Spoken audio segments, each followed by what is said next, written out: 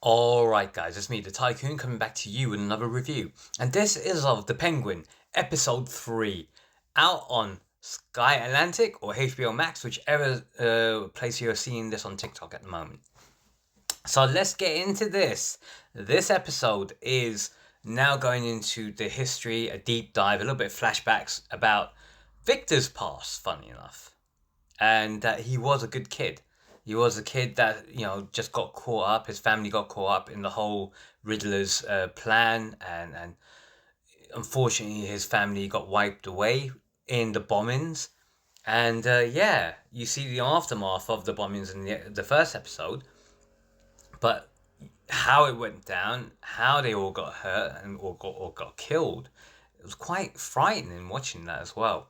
And he suffered some PTSD, but that is going to Victor's life. The Penguin's still doing his plans at the moment, and he's making his alliances with good old the Hangman. Sorry, Sophia Falcone, and not as much as the Marinis at the moment. So it's all more Falcone focused. Sophia still believes that there is a rat somewhere, but now she's making power moves. She's now bringing out a new drug, which is more based upon her experiences in Arkham Asylum, based upon the drugs that they used there, which were natural. It was grown in the soil. So that's interesting, because I wonder if they're going to bring in Hugo Strange. And if they do, that's going to be quite good. Into this environment, because Arkham, this Batman universe has already brought in the Joker. Hint, hint. So it's going to be quite fascinating to see how they play this out. Power plays are being made. There's no denying it. And the Penguin is using his past contacts to talk to the Triads, who have now got, they've got a issue with their power because the Falcons took them out. So they've got a small little base in Chinatown, but they still got manpower. They've still got ability to move things around, and they still haven't done that yet, because they haven't had the right leadership. And that's come from Sophia. And Sophia talks about her history, and she's quite candid about it. But the Penguin himself and his love for Victor, they're showing even more and more. Because Victor is becoming this character that the Penguin's relying on.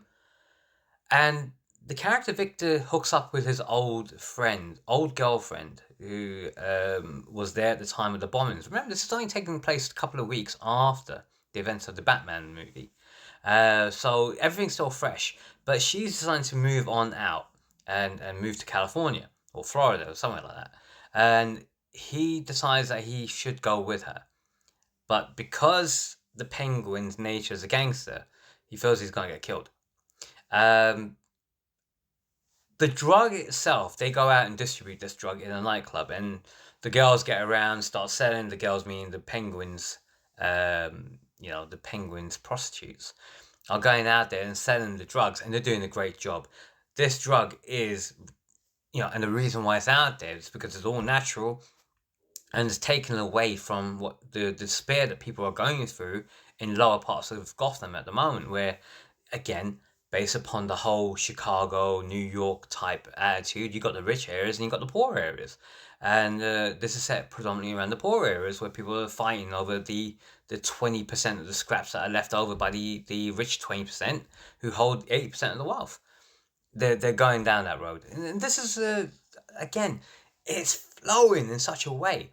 But something that comes out is when the Penguin finally discovers that Victor was about to leave him. And he didn't want to leave because Victor felt that the Penguin's going to kill him. It turns out the Penguin's like, no, you was never my prisoner. I never put a gun to your head. You was free to leave at any time that you wanted to. You may have seen things, but you was never that person. I never kept you captive. And he was actually genuinely hurt from it. And it was quite interesting, how hurt he had gotten. This all keeps building up and building up. Like I said, the Penguin's made his power moves as well by getting Sophie Falcone alongside with him. But he's still got that sort of,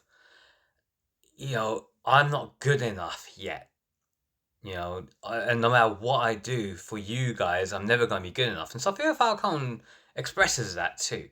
That you keep looking to be this thing and you never will be it. No matter what you do, you'll never be it. And this is what keeps driving them forward. And that's a trait with a lot of Scorpios as well. Scorpios, you know, like myself, no matter what we do, we don't feel that we're good enough, because if we were that good, we'd get all the kudos and the clades, and everyone would come to us, you know, and be like, ha ha, yeah, you're that guy. We don't get that. But we do get it. It's just not promoted loudly, or we ignore it because, you know, we should be out somewhere on TV or something like that. That's the way how a Scorpio thinks. If you decide to dispute that, hey, I'm a Scorpio, so, you know, just watch it. We hold grudges. Uh, so yeah, just getting on with that though. You know, the Triads make the deal with Sophie Falcone to be the distributors and move the new drug after such an impassioned speech. But the Marine, I was gonna say the Morellis. It's not. Clancy Brown's gang comes and finds the Penguin and Sophia Falcone and make them move. And it's left on a cliffhanger, because you don't know if the boy Victor, he comes back, saves them, doesn't save them. Well, he actually does. He does come back and saves them. And you don't know what's going to happen next. But clearly, things are going to be happening in the Falcone family. It's going to be a bloodbath. So I'm looking forward to this. But let me know what you think in the comments, guys. You know, this Penguin miniseries is really delivering at the moment. It's taken away and stripping back from the superhero antics, you know, the gadgets and all the rest of that kind of stuff, and just keeping it as real and gritty and as grand as you can be.